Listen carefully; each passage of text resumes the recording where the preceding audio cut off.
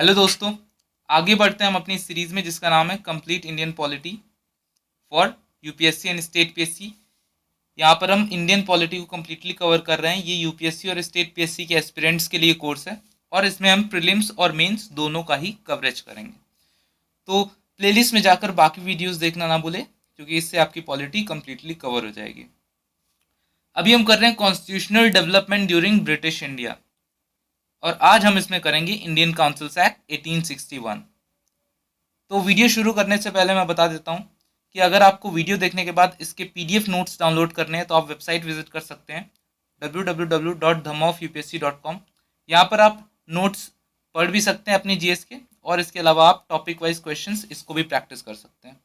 तो ज़रूर विजिट करिएगा इस वेबसाइट को।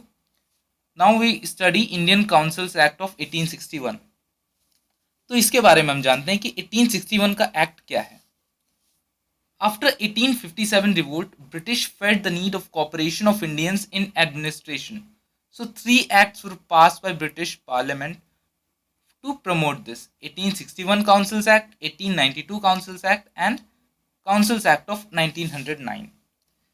1857 के रिवोल्ट के बाद ब्रिटिशर्स को एक बात समझ में आ गई कि अगर भारत में अच्छे से एडमिनिस्ट्रेशन करना है, रूल करना है, तो इंडियंस का कॉपरेशन लिए बिना ये संभव नहीं है। तो इस कारण उन्होंने कुछ एक्ट्स पास किए, जिससे धीरे धीरे इन्होंने ब्रिटिशर्स ने इंडियंस को भी एडमिनिस्ट्रेशन में, लॉ मेकिंग प्रोसेस में, इन सब में इंक्लूड करना स्टार्ट किया, क्योंकि वो जानते थे कि अगर इंडियंस की डिमांड्स को नहीं सुना जाएगा, उनको एडमिनिस्ट्रेटिव मशीनरी में इंक्लूड नहीं किया जाएगा, तो कहीं ना कहीं उनकी बातें ब्रिटिशर्स तक नहीं पहुंच पाएंगी और उनके अंदर जो गुस्सा है वो फिर कहीं ना कहीं 1857 जैसे रिवोल्ट लेकर आगे फूटेगा। तो इस कारण ब्रिटिशर्स ने कई सारे एक्ट्स पास किए और उनके द्वारा इंडियंस को ज़्यादा मात्रा में पार्टिसिपेशन का मौका दिया। पर बेसिकली उनका जो मकसद था वो बस यही था कि ब्रिटिशर्स का जो रूल है इंडिया में वो लगातार चलता रहे, परपेचुएट होता रहे, और इस कारण उन्होंने बस हल्का फुल्का फॉर्मेलिटी के तौर पर इंडियंस को मौका दिया। तो इसके बारे में हम जानते हैं कि what are the features of 1861 councils act. So it was the beginning of associating Indians with law making process. तो इंडियंस को लॉ मेकिंग प्रोसेस से एसोसिएट करने की ये शुरुआत हुई थी, क्योंकि लॉ मेकिंग, अभी तक हमने 1853 के एक्ट में पढ़ा कि लॉ मेकिंग के लिए एक स्पेशल बॉडी बनाई गई, ठीक है। इससे पहले सिर्फ और सिर्फ एग्जीक्यूटिव काउंसिल थी जो एग्जीक्यूटिव्स का भी काम कर रही थी और लॉ मेकिंग का भी काम कर रही थी। 1853 एक्ट में लॉ मेकिंग के लिए एक स्पेशल बॉडी बनाई गई। अब 1861 एक्ट में उस लॉ मेकिंग बॉडी में इंडियंस को भी पार्टिसिपेशन का मौका दिया गया, उसमें इंडियंस को भी इंक्लूड किया गया। तो धीरे धीरे यहाँ पर हमें प्रोग्रेस देखने को मिल रहा है और हम उन इंस्टीट्यूशंस को देख रहे हैं जो हम आज के भारत के मॉडर्न डेमोक्रेसी में देखते हैं। जैसे कि हमारा जो पार्लियामेंट है वो एक स्पेशल काम करता है, that is of making law. तो इसी तरह 1853 एक्ट में लॉ मेकिंग के लिए एक स्पेशल बॉडी बनाई गई, इंडियन काउंसिल्स एक्ट, और उसमें 1861 एक्ट में, इस एक्ट में इंडियंस को भी इंक्लूड किया गया। It provided that viceroy should nominate सब Indians as non official members of his expanded council. तो इंडियंस को इंक्लूड करने के लिए वाइसरॉय को ये पावर्स दी गई कि वो कुछ इंडियंस को नॉन ऑफिशियल मेंबर्स के तौर पर नॉमिनेट करे अपनी इस काउंसिल में। तो वाइसरॉय जो लॉर्ड कैनिंग थे उस समय, उन्होंने 3 इंडियंस को अपनी लेजिस्लेटिव काउंसिल में नॉमिनेट किया, राजा ऑफ बनारस, महाराजा ऑफ पटियाला और सर दिनकर राव। तो इस एक्ट में 3 इंडियंस को नॉमिनेट किया गया, लेजिस्लेटिव काउंसिल में इंक्लूड किया गया, और वो कौन थे? राजा ऑफ बनारस, महाराजा ऑफ पटियाला और sir Dinkar Rao. Laws were to be made after due deliberation and could be changed only by same deliberative process. तो हम यहाँ पर देख रहे हैं कि जो लॉ मेकिंग प्रोसेस है, यहाँ पर एक डेलिब्रेशन की बात आ गई है कि जो लॉ मेकिंग होगा वो डेलिब्रेशन के द्वारा, डिस्कशन के द्वारा होगा। जैसे कि आज के भी इंस्टीट्यूशन में हम देखते हैं कि जो पार्लियामेंट है वहाँ पर किसी भी लॉ में डिस्कशन होता है, तो वही चीज़ यहाँ पर इंट्रोड्यूस की गई। और इन एक्ट्स को पढ़ने का भी मकसद यही है कि हम देख सकें कि किस तरीके से इन एक्ट्स में हमारे कॉन्स्टिट्यूशन मेकिंग प्रोसेस को इन्फ्लुएंस किया है। और हम देख भी रहे हैं कि इन एक्ट्स में जो प्रोविजंस हैं उनका कहीं ना कहीं रिफ्लेक्शन आज के हमारे इंस्टीट्यूशंस में भी देखने को मिलता है। But legislative council had no real powers and had many weaknesses in them. लेकिन अभी अभी ये सिर्फ इंट्रोड्यूस किया गया था, लेजिस्लेटिव जो बॉडी बनाई गई थी स्पेशली, उसको उतनी ज़्यादा पावर्स नहीं दी गई थी। जैसे कि उसमें बहुत सारी वीकनेसेस थी, वो हम देखते हैं क्या है। They could not discuss important matters and no financial matters at all without previous approval of government. तो पहली बात, सारे मैटर्स को डिस्कस नहीं कर सकते थे, और फाइनेंशियल मैटर्स को तो वो बिल्कुल भी डिस्कस नहीं कर सकते थे बिना गवर्नमेंट की परमिशन के। तो आज भी हम देखते हैं कि पार्लियामेंट के पास बहुत सारी पावर्स है, वो मोस्टली ऑल मैटर्स को डिस्कस कर सकता है, लेकिन ये इतनी आसानी से नहीं हुआ है। इंडिया में जब पहली बार ब्रिटिश टाइम में ये as a legislative body introduce की गई थी, तो पहले इसके पास इतनी पावर्स नहीं थी, वो धीरे धीरे उसको पावर्स दी गई। और 1861 एक्ट में हम देखते हैं कि इसके पास बिल्कुल भी पावर्स नहीं है। It can only discuss only trivial matters, बहुत ही सिंपल मैटर्स को डिस्कस कर सकते थे, इंपॉर्टेंट मैटर्स को डिस्कस नहीं कर सकते थे, और फाइनेंशियल मैटर्स को तो बिना गवर्नमेंट के परमिशन के डिस्कस कर ही नहीं सकते थे। They had no control over budget, तो बजट को बिल्कुल भी कंट्रोल नहीं कर सकते थे। बजट सिर्फ और सिर्फ गवर्नमेंट इंट्रोड्यूस कर सकती थी, इसमें लेजिस्लेटिव बॉडी का कोई भी हस्तक्षेप, कोई भी इंटरफेरेंस नहीं होता था।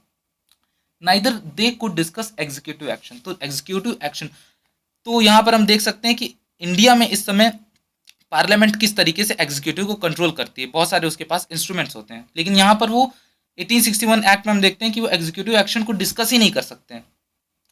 तो आज हम जो चेक एंड बैलेंस का सिस्टम देख रहे हैं अपने 3 पिलर्स में, एग्जीक्यूटिव, लेजिस्लेचर और जुडिशरी में, वो यहाँ पर बिल्कुल भी नहीं था।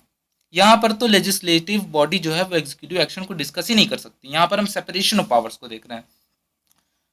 Final passing of bill still needed viceroys approval, even if approved by viceroy, secretary of state could reject a legislation. तो हम देख रहे हैं कि अभी भी फाइनल पावर्स जो है किसी भी लॉ को पास करने में वो वाइसरॉय के पास है, और अगर वाइसरॉय उसे पास भी कर दे तो सेक्रेटरी ऑफ स्टेट, जो कि ब्रिटिश का रिप्रेजेंटेटिव था, वो उसे रिजेक्ट कर सकता है। तो अभी भी जो पावर्स हैं वो एग्जीक्यूटिव्स के ही पास हैं, और जो लेजिस्लेटिव बॉडी है वो मात्र एक फॉर्मल बॉडी के तौर पर है, उसके पास बहुत ज़्यादा पावर्स नहीं है।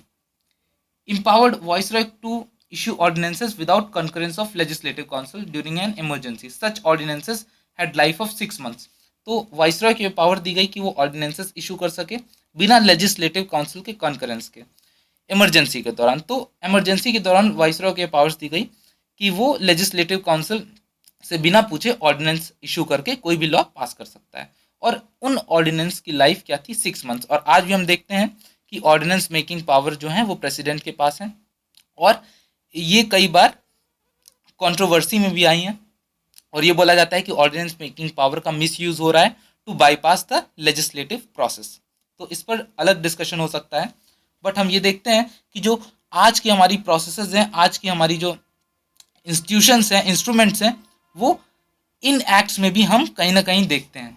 It gave recognition to portfolio system introduced by Lord Canning in 1859. It laid the foundation of cabinet government in India, where each branch of the administration had its official head in the government who was responsible for it. तो portfolio system जो कि Lord Canning ने 1859 में introduce किया था, उसको इस act के द्वारा रिकॉग्निशन मिल जाती है। तो पोर्टफोलियो सिस्टम क्या है, जैसे कि आज का मिनिस्ट्री वाला सिस्टम है, कि जैसे मिनिस्ट्री ऑफ कॉमर्स है, उसका एक अलग मिनिस्टर होगा, और वो मिनिस्टर उस मिनिस्ट्री के जितने भी काम होंगे उसके लिए रिस्पॉन्सिबल होगा। मतलब अलग अलग डिपार्टमेंट्स कर दिए गए और उस डिपार्टमेंट का एक हेड इंट्रोड्यूस कर दिया गया। यही है पोर्टफोलियो सिस्टम, और इसने एक तरीके से जो कैबिनेट गवर्नमेंट हम देख रहे हैं उसका फाउंडेशन रखा था इस एक्ट ने, जहाँ पर इस एक्ट में क्या था कि हर जो भी डिपार्टमेंट है उसका एक हेड होगा, और वो उस डिपार्टमेंट के लिए रिस्पॉन्सिबल होगा, उसको इम्प्लीमेंट करने के लिए, उसको एडमिनिस्टर करने के लिए पूरी तरीके से वही ही रिस्पॉन्सिबल होगा। It initiated the process of decentralization as it restored the legislative powers to Bombay and Madras presidencies. तो यहाँ पर बॉम्बे और मद्रास प्रेसिडेंसी से कुछ समय पहले बॉम्बे और मद्रास प्रेसिडेंसी से उनकी लेजिस्लेटिव पावर्स छीन ली गई थी, लेकिन इस एक्ट के द्वारा उनको वो पावर्स वापस दे दी गई। अब आपको ये बताना है कि किस एक्ट के द्वारा ये पावर्स बॉम्बे और मद्रास से छीन ली गई थी। अगर आपको ये नहीं पता है तो मेरे प्रीवियस वीडियोस जो मैंने इस प्लेलिस्ट में बनाए हैं, प्लेलिस्ट में जाकर ज़रूर देखिएगा, वहाँ पर आपको इसका आंसर मिल जाएगा, ठीक है। और जब मिल जाए तो उसे कमेंट पर लिखकर ज़रूर बताइए कि कब उनसे ये पावर्स छीनी गई थी। also provided for establishment of new legislative council for Bengal, northwestern provinces and Punjab, which were established in 1862, 1886 and 1897 respectively. तो यहाँ पर नई लेजिस्लेटिव काउंसिल्स बनाई गई बंगाल नॉर्थ वेस्ट प्रोविंसेस के लिए और पंजाब के लिए 1862 में, नॉर्थ वेस्ट प्रोविंसेस के लिए 1886 में और पंजाब के लिए 1897 में। तो इस तरीके से हम देख रहे हैं कि लेजिस्लेटिव डिवोल्यूशन का ये एक फाउंडेशन है जहाँ पर जो प्रोविंशियल गवर्नमेंट्स है उनको लॉ मेकिंग की पावर्स दी जा रही हैं। एक तरीके से लेजिस्लेटिव डिवोल्यूशन हो रहा है और हम आगे के एक्ट्स में देखेंगे कि किस तरीके से और ये प्रोसेस इन्हेंस होती है और इसको आगे बढ़ाया जाता है। लेकिन आज के वीडियो के लिए बस इतना ही, क्योंकि इस एक्ट में बस इतना ही कंटेंट था और इन्हीं से ही मोस्टली क्वेश्चंस आते हैं। तो इसको एक बार ज़रूर रिवाइज करिएगा, इससे यह आपका टॉपिक पूरी तरीके से तैयार हो जाएगा। तो अगर आपको ये वीडियो अच्छा लगा तो इसे लाइक ज़रूर करिए, अपने फ्रेंड्स के साथ शेयर करिए सोशल मीडिया प्लेटफॉर्म व्हाट्सएप पर, और अगर आपको हमारा चैनल अच्छा लग रहा है तो इसे सब्सक्राइब करिए, जिससे कि आप इस वीडियोस को अच्छे से एक्सेस कर सकें प्रॉपरली।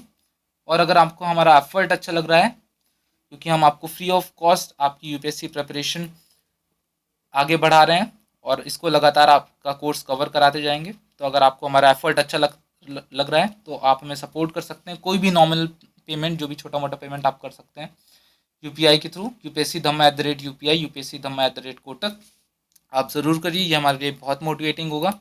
और इसके अलावा आप जो टेलीग्राम चैनल ज्वाइन कर सकते हैं, Dhamma of UPSC, just search it in your app. इसका मैंने लिंक भी डिस्क्रिप्शन बॉक्स में दे दिया है, तो वहाँ से भी आप जाकर ज्वाइन कर सकते हैं। यहाँ पर हम और भी अच्छे से कम्युनिकेट करेंगे। So will meet next time, तब तक के लिए बाय।